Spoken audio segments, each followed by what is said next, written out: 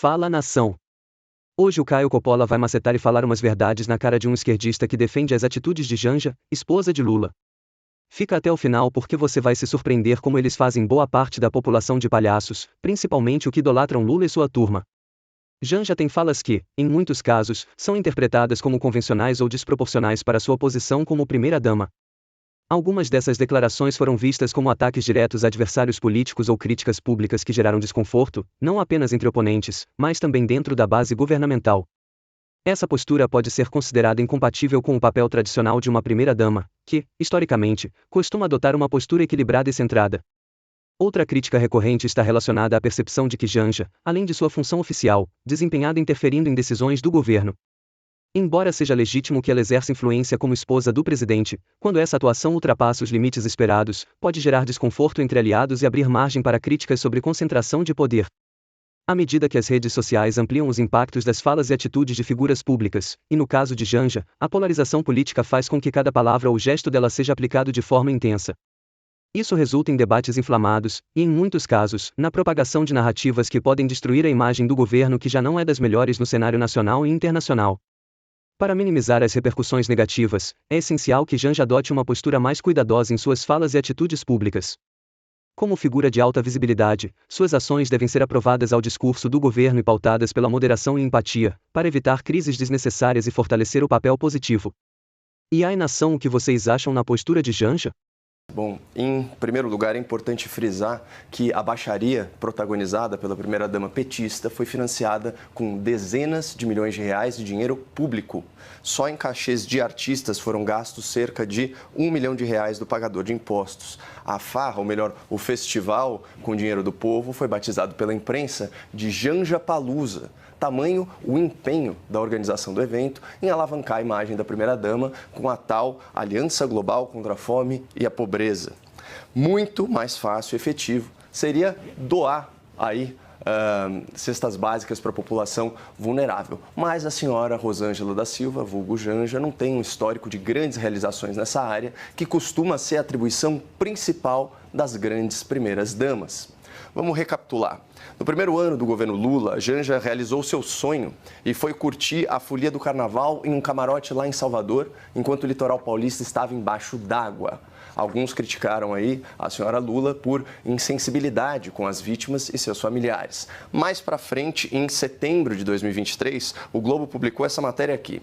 Em meio à tragédia no Rio Grande do Sul, aquele ciclone extratropical que deixou mais de 40 mortos, Janja festeja a chegada à Índia e vira alvo de críticas. É aquele vídeo que ela fala, namastê, me segura que eu já vou sair dançando.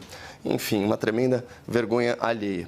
Aspas. Primeira-dama publicou o vídeo em que aparece animada, muito animada, no desembarque e apagou o post após repercussão negativa. Fecha aspas. Posteriormente, em maio agora de 2024, em meio às enchentes sem precedentes lá no Rio Grande do Sul, que mataram cerca de 200 de brasileiros, os leitores do Globo se depararam com essa manchete aqui.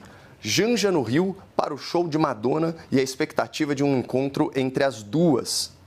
Após mais uma repercussão negativa, a Janja volta a Brasília no mesmo dia e a assessoria do governo federal desmente o jornal. Mas passam alguns dias e um vídeo emocionado da primeira-dama aos prantos, celebrando o resgate de um cavalo, também gera polêmica, já que as vítimas humanas da tragédia não contaram com tamanha exibição pública de solidariedade. Nesse contexto, os eventos laterais do G20 seriam um palco ideal para resgatar a imagem da Janja como uma primeira-dama mais atenta à população vulnerável.